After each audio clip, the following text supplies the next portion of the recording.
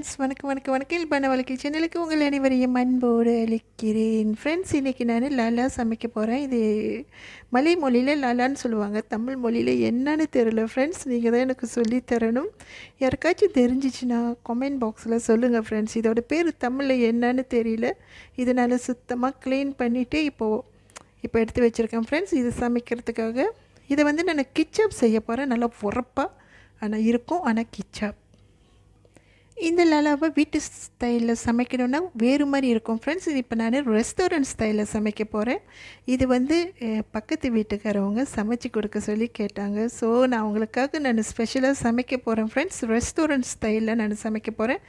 இது ஒரு Chinese food ஸ்டைலில் நான் சமைக்க போகிறேன். இந்த லாலா பயப்பட வேண்டாம் ஃப்ரெண்ட்ஸ். இது பூச்சோ பல்லியோ இல்லை. இது ஒரு நத்து வகை தான். இங்கே பாருங்கள் இப்படி இருக்கும். உள்ளுக்கு பாருங்கள் நத்தை சதை இருக்குது.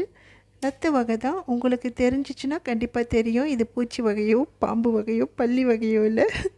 இது சமைச்சு சாப்பிட்ற ஒரு நத்தை வகை தான்.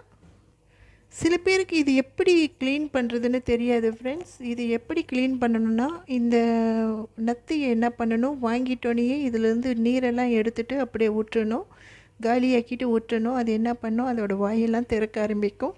சம்டைம் சில நத்தைகள் வாய் திறக்காது. அப்படின்னா நம்ம அது வாயை திறந்து பார்க்கணும். இல்லைன்னா அதில் களிமண் அந்த மாதிரி மண் வகைங்க இருக்கும். அதனால் நல்லா க்ளீன் பண்ணிக்கணும். ஜாக்கிரதையாக இதை க்ளீன் பண்ணணும். இப்போ பாருங்கள், இது எல்லாம் வாயை திறந்து இருக்குது. ஸோ எல்லாம் க்ளீன் பண்ணியாச்சு. இப்போ நான் என்ன பண்ண போகிறேன், அதோடு கொஞ்சம் தண்ணி ஊற்றிக்கிறேன்.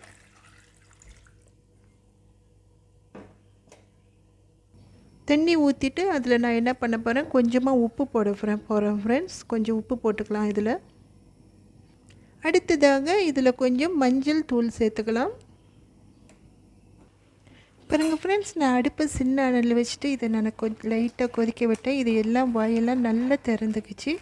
ஸோ இப்போ நான் என்ன பண்ண போகிறேன், அடுப்பை அடிச்சுட்டு இதை நல்லா வடிகட்டி எடுத்துக்க போகிறேன். பாருங்கள் ஃப்ரெண்ட்ஸ், நான் அந்த லாலா நத்தையை நல்லா வடிகட்டி எடுத்து வச்சாச்சு. இனி அடுத்த ஸ்டெப் என்னென்னு வாங்க பார்க்கலாம் ஃப்ரெண்ட்ஸ். அடுப்பில் எண்ணெய் ஊற்றியாச்சு ஃப்ரெண்ட்ஸ். அடுத்ததாக இஞ்சி போட்டுக்கலாம். நான் இஞ்சி இந்த மாதிரி நீளமாக வெட்டி வச்சுருக்கேன். இஞ்சி போட்டுக்கலாம். இது நல்லா வதங்கி வரட்டும் ஃப்ரெண்ட்ஸ். ஒரு கோல்ட் கலர் வரும் வரைக்கும் இதை நல்லா வதக்கிக்கலாம் ஃப்ரெண்ட்ஸ். இப்போது நான் என்ன பண்ண போகிறேன்னா, சாப் பண்ணி வச்சு பூண்டு சேர்த்துக்க போகிறேன். இந்த சைனீஸ் ஃபுட்டில் மோஸ்ட்லி இந்த இஞ்சி பூண்டும் நிறைய யூஸ் பண்ணுவாங்க ஃப்ரெண்ட்ஸ். நம்ம இஞ்சி பூண்டு நல்லா அரைச்சி போடுவோம். அவங்க இந்த மாதிரி சாப் பண்ணி தான் போடுவாங்க. இந்த மாதிரி நீளமாக வெட்டி போடுவாங்க. ஸோ இந்த மாதிரி வெட்டி சேர்க்கும்பொழுது நம்மளுக்கு அதோட பலன் அதிகமாக கிடைக்கும்.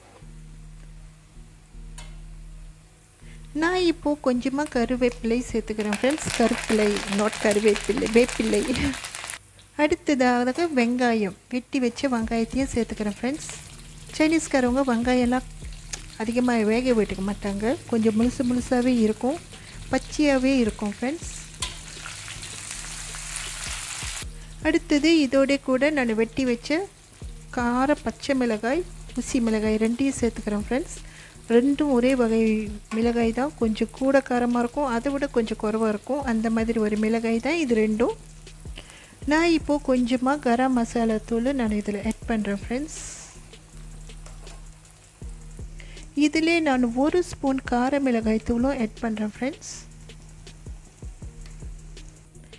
இப்போது நான் என்ன பண்ணிட்டேன்னா, அடுப்பை நல்லா குறைச்சி வச்சுட்டேன் ஃப்ரெண்ட்ஸ். ஏன்னா நான் கிச்சப் ஆட் பண்ண போகிறேன். கிச்சப் ஊற்றும் பொழுது அடுப்பு அதிகமாக வச்சோமா சட்டுன்னு தீஞ்சிரும். அதனால் நான் கிச்சப்புன்னு சொன்னது திக் சோய் சாஸ் தான் கிச்சப்புன்னு சொன்னேன். கொஞ்சமாக நான் சாஸ் தீராமல் ஆட் பண்ணிக்கிறேன் ஃப்ரெண்ட்ஸ். ஓகே, இப்போ நான் என்ன பண்ண போகிறேன்னா, வேக வச்சு இந்த லாலாவை சேர்த்துக்கிறேன். இது நல்லா மிக்ஸ் பண்ணி விட்டுக்கலாம் ஃப்ரெண்ட்ஸ். ஓகே, இப்போ நான் என்ன பண்ண போகிறேன்னா, வெட்டி வச்ச ஒரு பழுத்த மிளகாய் இதில் சேர்த்துக்கிறேன். அதோடு கூட கேரட் இதையும் சேர்த்துக்கிறேன். இது நல்லா மிக்ஸ் பண்ணி விட்டுக்கலாம் ஃப்ரெண்ட்ஸ்.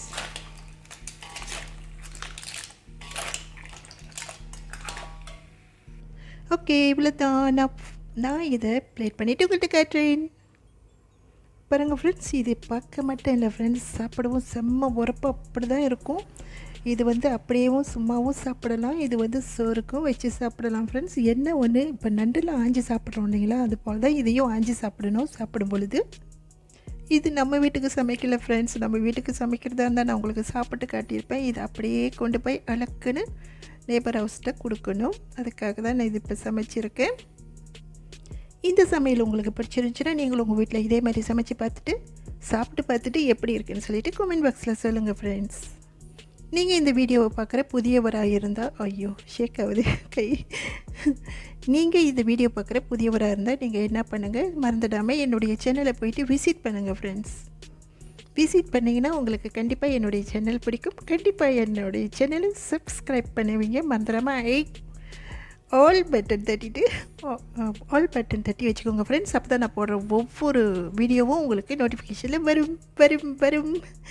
ரொம்ப வளருது. தேங்க்யூ ஃபார் வாட்சிங் ஃப்ரெண்ட்ஸ். தேங்க்யூ. டாடா பாய்.